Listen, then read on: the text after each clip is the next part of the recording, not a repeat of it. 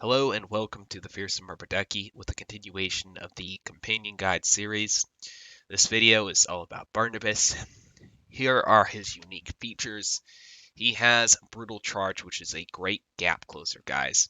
This guy normally has 4.5 movement, but what's 4.5 times 2? That's 9. So this guy has 9 movement, which is more than enough to close the distance between the charging distance of another melee companion or the range of a um, shooty companion, a musketeer companion. So great gap closer right there. And it reduces accuracy by 50% for 5 turns. And it gives 2 hits. And what does 2 hits mean? It means twice as likely to critical. So this guy could get more critical chains because of the fact that Brutal Charge has a glancing blow. So great power to have. Now, unfortunately, Buccaneer Smash um, does not give any type of movement bonus, but this power is really mostly useful when facing a swashbuckler, or when you have a swashbuckler on your team. You could reduce their agility and they wouldn't be able to crit as much. Or if you have a swashbuckler on your team, you could reduce a target's agility so that the swashbucklers who moves after can critical on the target more. It's really good for that. And then, of course, his Tritons here makes him more tanky versus melee units. Guys, this guy is mostly useful versus melee units in the first place, and I'll be getting to that more later. Super Strike, kind of self-explanatory. Nice solid hit, a lot of damage. And then he has this Turn the Tide right here. Guys, this is one of the things that make some Buccaneer companions so much better than other melee companions. Turn the Tide 2 gives a 25% accuracy buff and 25% damage buff when you're below half health. Now, if you combine that with a Call to Arms from Wu-Tang or your pirate, that's essentially Battle Seal, guys. It's really broken. It's really good to have. So, guys, this is Barnabus. Now, when would you want to use Barnabus? Well, Barnabus really fills 2 roles. He's great for going in to, stun or take hits for your damage carry before you send in your damage carry themselves. Say if you wanted to send in your Barnabus and then you wanted to send in, I don't know, a Contessa or someone like that, or a Pete, he could serve that role very well. Or if he wanted to neutralize a damage carry, he could also do that. Say if you want to neutralize the Fan Flander by reducing her accuracy, he could soak up all the damage with his Triton Song, and he'd be able to reduce their accuracy so that he wouldn't be able to get off quite so much damage. So that's Barnabas's first role. He's a tank for soaking up damage from targets you wouldn't otherwise want to attack. So that's one role Barnabus plays pretty well, but one that he's most commonly used as is for guarding or blocking some other damage carry unit. So, for example, if I have Barnabus up front and I have Bunny in behind, you essentially have a Pike and Shot strategy where this guy right here, no one can really get past him unless he dies. And Bonnie Ann is behind, and she can't be attacked until this guy dies. So unless she somehow dies due to range attacks, um, unless that somehow happens, she'll just keep doing a ton of damage. Melee units can't reach her as easily, and that yeah, it can be difficult to counter that strategy. So that's how Barnabas might be used.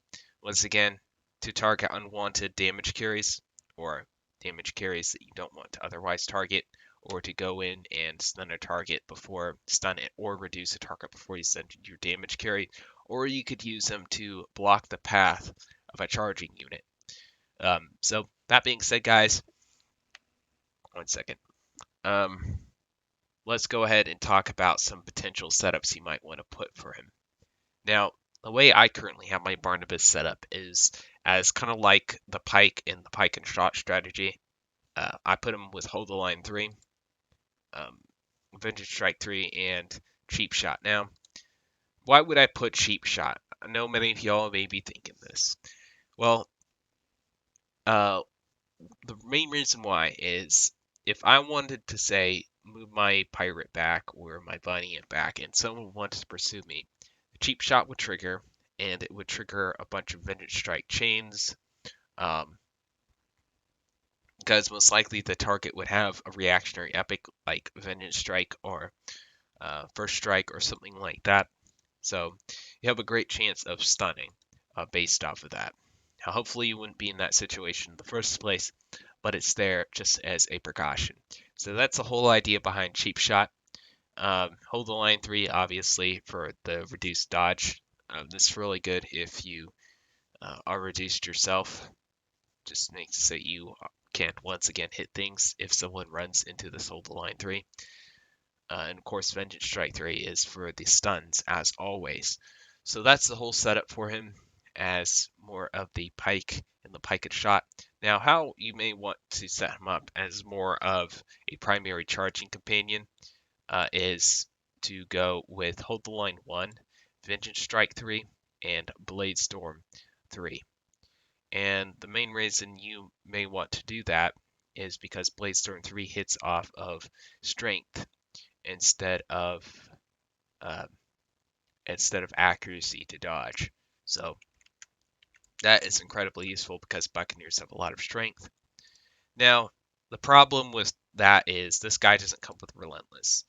And Relentless works really well with Blade Storm on charging units because if you get a Relentless, that Relentless could critical. And if the Blade Storm criticals, you get another Blade Storm.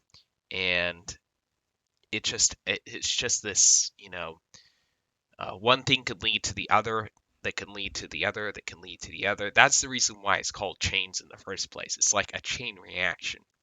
Barnabus doesn't have that potential because he doesn't really have Relentless.